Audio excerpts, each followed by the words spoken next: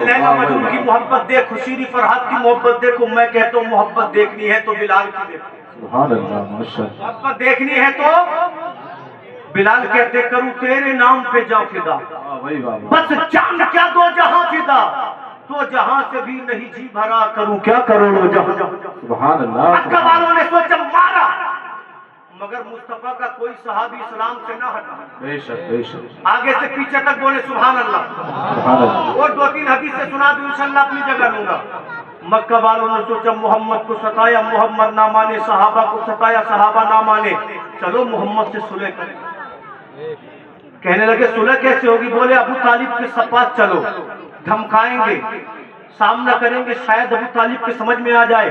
मक्का के जितने सरदार थे अबू तालिब के पास पहुंचे, जाने के बाद कहते अबू तालिब समझा लो अपने भतीजे मोहम्मद को, इसलिए कि मोहम्मद हमारे खुदाओं की मजम्मत उड़ाता है, मोहम्मद हमारे खुदाओं को बुरा भला कहता है। अबू तालिब या तो तुम भी हमारे साथ आ जाओ, अपने भतीजे मोहम्मद को हमारे हवाले कर दो, अगर तुमने मोहम्मद को हमारे हवाले न किया तो तुम भी उन्हीं की जानिब हो जाओ, इसलिए कि अगर तुम नहीं माने, तुम्हारा भतीजा नहीं माना, याद रखो तुम दोनों को देख लेंगे, तलवार उठा लेंगे। इतना सुनना था जनाब अबू तालिब का। आप समझ गए मामला खतरनाक हो चुका है, आप समझ गए मामला संगीन हो चुका है। जब मेरे आका शाम को तशरीफ लाए तो अबू तालिब कहते हैं ऐ मेरे भतीजे मोहम्मद, तू जानता है मैं तुझे अपनी जान से ज्यादा चाहता हूँ, मैंने तुझे बड़े प्यार से पाला है। ऐ मोहम्मद अब मैं बूढ़ा हो चुका हूँ, भतीजे मुझ पे इतना जुल्म न करो कि मेरा बूढ़ा जिस्म उसको उठा न सके। आका फरमाते चचा क्या बात है? तो अबू तालिब कहते हैं मोहम्मद आज तक मक्का में किसी की हिम्मत नहीं हुई कि अबू तालिब से आधी बात कह सके। आज आए थे मक्का के सरदार,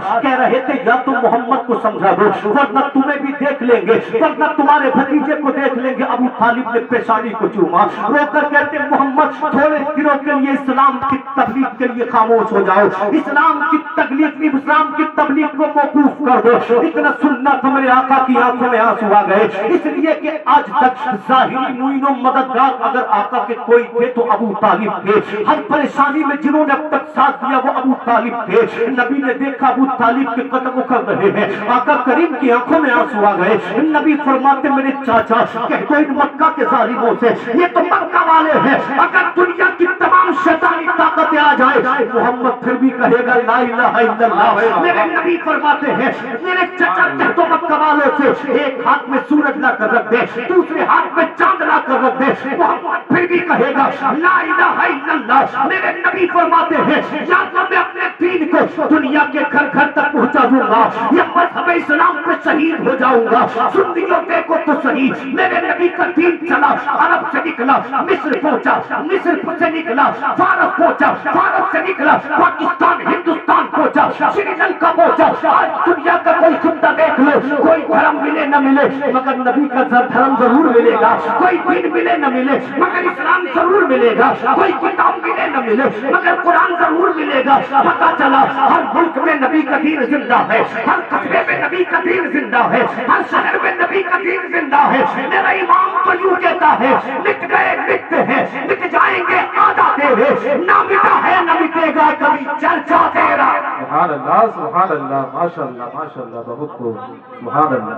ऐसी बात है तो फिर इस्लाम की तबलीग कर। जब तक अबू तालिब जिंदा है कोई बाल भी का नहीं कर सकता। अबू तालिब ने फरमाया मोहम्मद तक पहुंचने से पहले मेरा मुकाबला कर। मक्का वालों ने सोचा, मक्का वालों कि भी अबू तालिब भी मानने तैयार नहीं, मोहम्मद भी मानने तैयार नहीं, और दीवानों का हाल ही क्या पूछना। दीवाने तो मरने बिटने तैयार थे, कहने लगे पंचायत करो पंचायत।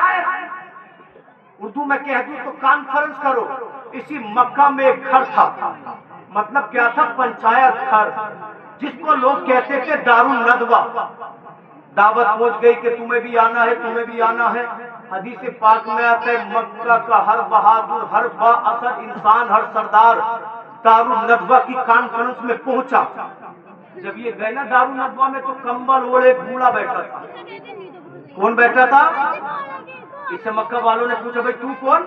मक्का के बाजार में नहीं देखा, काबे के शहर में नहीं देखा। तो इसने कहा मैं शेख नज्द हूँ, तुम्हारी कॉन्फ्रेंस में शामिल हुआ हूँ, मैं भी तुम लोगों के सामने मोहम्मद को मिटाने की तरकीब पेश करूंगा। लोगों, ये शेख नज्द की शक्ल में इबलीस था जो मुस्तफा को मिटाने की तरकीब में शामिल होने आया था। अल्लाह अल्लाह, जब तमाम लोग बैठ गए, इबलीस को मसनद दे दी गई।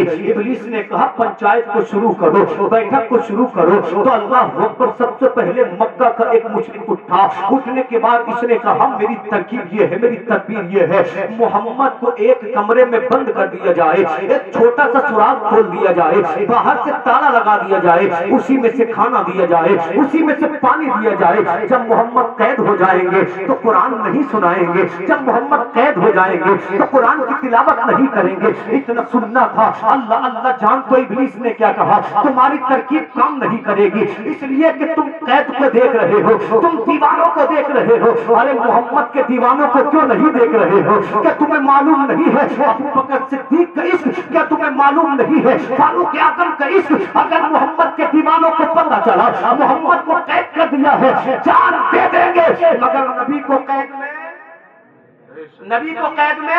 नहीं रहने देंगे। अल्लाह अकबर। इब्लीस बोला तेरी तरकीब भी किसी काम की नहीं। उसके बाद अबुल अस्वद रबिया खड़े हुआ, उसने कहा मैं ये चाहता हूँ कि मोहम्मद को मक्का से बदर कर दिया जाए। जब मोहम्मद मक्का में नहीं रहेंगे हम कुरान की तिलावत को सुनने से बच जाएंगे। शैतान कहने लगा लानत है तेरी तरकीब पर, इसलिए कि तुझे मालूम नहीं है अल्लाह ने कैसा असर दिया है मोहम्मद की जबान में। जिससे भी बात करेंगे उसी को अपना दीवाना बना लेंगे, उसी को अपना मस्ताना बना लेंगे, जिससे बात करेंगे वो उनका गुलाम बन जाएगा। इब्लीस बोला तेरी तरकीब भी मुस्तरद की जाती है। उसके बाद नबी का सबसे बड़ा दुश्मन उठा, जिसको दुनिया अबू जहल के नाम से जानती है। अबू जहल ने कहा मेरे जहन में ऐसी तरकीब है जो किसी के जहन में नहीं है। तमाम लोगों के कान खड़े हो गए। अबू जहल ने कहा मैं ये कहना चाहता हूँ मक्का में 40 कबाइल है, हर कबीले से एक नौजवान को इकट्ठा किया जाए जो बहादुर हो, जो शुजा हो, जो तलवार का धनी हो, जो घर को जिगरा रखने वाला हो। फिर ये 40 नौजवान मिलकर